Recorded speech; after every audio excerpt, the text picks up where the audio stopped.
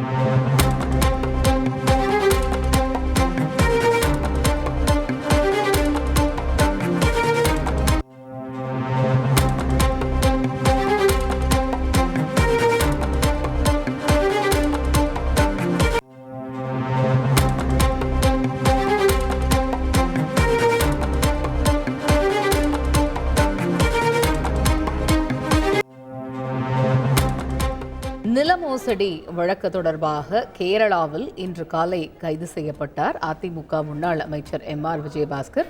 அவர் தற்பொழுது கரூர் அழைத்து வரப்பட்டிருக்கிறார். கரூரில் இருக்கக்கூடிய CBCID அலுவலகத்தில் அவரிடம் விசாரணையானது நடத்தப்பட்டு வருவதாக தகவல் வெளியாகியுள்ளது.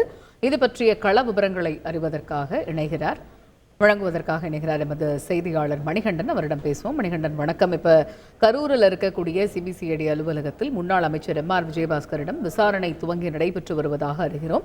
முதற்கட்ட விவரங்கள் என்ன? வணக்கம்.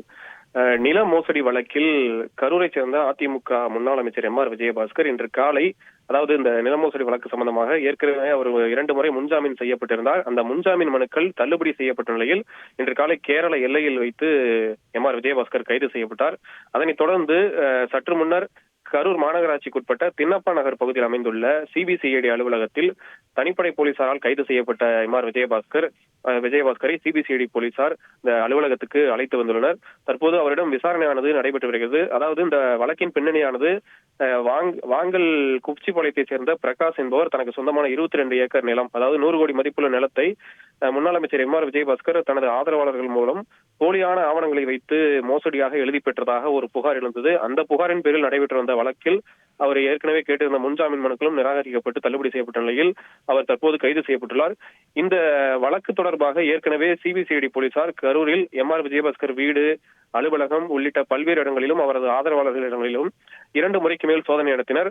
அந்த சோதனையின் தரத்தில், அதாவது ஒரு ஆவணங்கள் சிலவற்றை கைது எடுத்துச் சென்றதாக தெரிவிக்கப்பட்டது. அந்த ஆவணங்களின் அடிப்படையிலும் மேலும் அந்த ஆவணத்தை வைத்து தற்போது இந்த CBCID அலுவலகத்தில் MR விஜயபாஸ்கரிடம் விசாரணையானது தொடங்கப்பட்டுள்ளதாக ஒரு தகவல் கிடைத்துள்ளது. அந்த ஆவணங்கள் மற்றும் நீதிமன்றத்தில் சமர்ப்பிக்கப்பட வேண்டிய ஆவணங்கள் எடுத்துச் சென்று சமர்ப்பித்து அவரை இன்று மாலை கரூர் மாவட்ட நீதிமன்றத்தில் ஆஜர்படுத்த உள்ளதாகவும் தகவல் கிடைத்துள்ளது. தகவல்களுக்கு நன்றி மணிகண்டன். உங்கள் தந்திவன் தொலைக்காட்சியில் சின்ன திரையின் சிங்கப் பெண்கள் மாலை 7 முதல் 8 மணி வரை காணத் தவறாதீர்கள்.